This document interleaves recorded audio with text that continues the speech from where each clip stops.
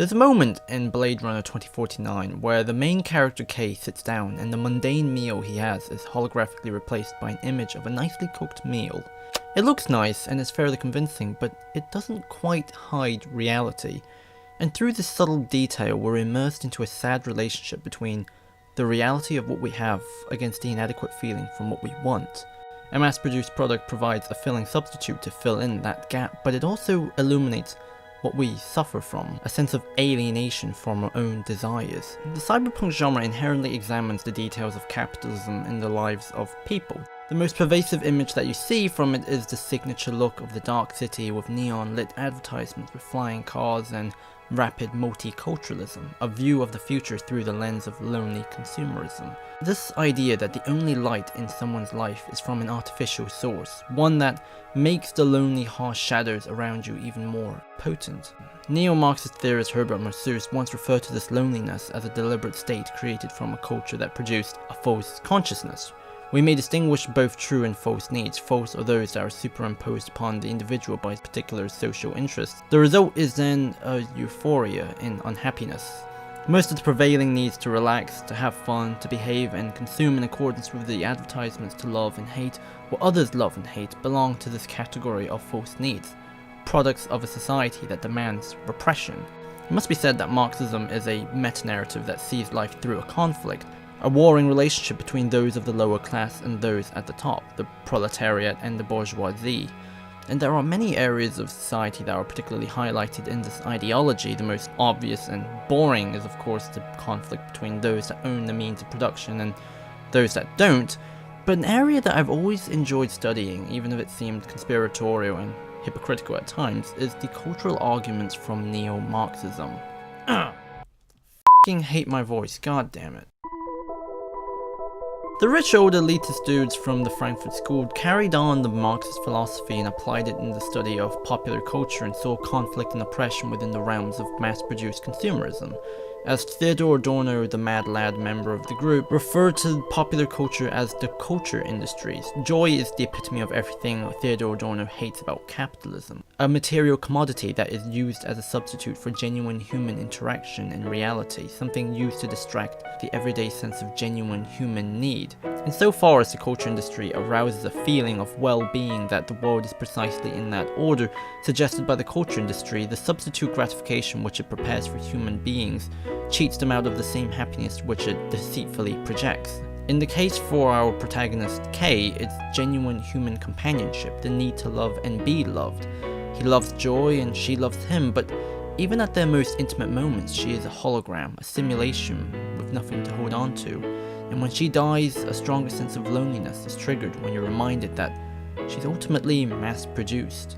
Now, Adorno inherently viewed this through his own, ironically enough, hypocritical rich upbringing, because he saw that the common folk they looked down upon suffered because they didn't actively listen to classical music or read literature from the canon. But despite his condescending viewpoint, it does highlight the importance and inevitability that the individual would strive for a high sense of authenticity. Blade Runner 2049 in a lot of ways scrutinizes the views of Marxism because K is effectively in himself a commodity. He is a replicant and unnatural man, so this notion for the search for the authentic identity is closely examined, specifically the question of if it's an illusory goal stemmed from a sense of inward grandiosity or something outwardly denied by the world.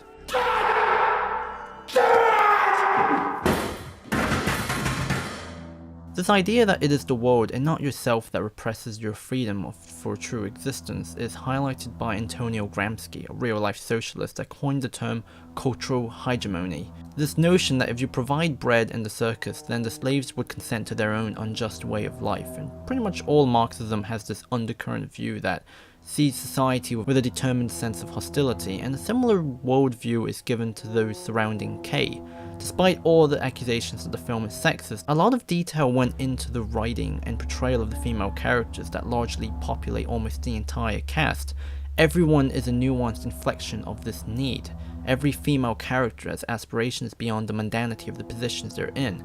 It is Joy that reaffirms a desire to be more. The revolution is led by a woman. When Love sees the birth of a new replicant or kills the lieutenant, She sees a larger emotional reality far beyond the accepted one. All of these characters rupture the status quo of society and provides important bones for something else to be built on. Although Blade Runner 2049 doesn't necessarily affirm the specific worldview of a Marxist revolution completely, it is the most important debate in the film, and it does affirm the exploratory theme of desire and finding true meaning, because the movie finds its answers more inwards.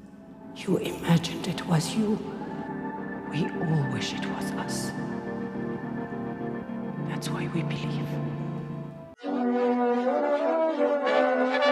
When you're young, you tend to believe you think for yourself because you listen and follow ideas that subvert. I definitely did when I studied Marxism back when I was 18 in the now defunct subject Communication and Culture, but one thing that I realized after going to university and having read and studied other different ideologies and meta-narratives that either opposed or just had different outlooks on life was that I wasn't really thinking for myself at all, because I was adhering to the provided attitudes and outlook set from someone else, even if they rejected the dominant attitudes and outlook. And as a result, I sort of realized at the age of 20 that everything I studied was propaganda in some way. Marxism, neoliberalism, even feminism were all ideologies with an agenda. And I think this experience taught me that seeing the world through the lens of a conflict is fundamentally immature, and to truly grow up is to reject these ideologies that demand social supremacy. Blade Runner 2049 similarly envisions liberation not as winning a conflict. Kay's sense of identity is not fulfilled with him taking part in a classic Marxist revolution from those oppressed by dominant society,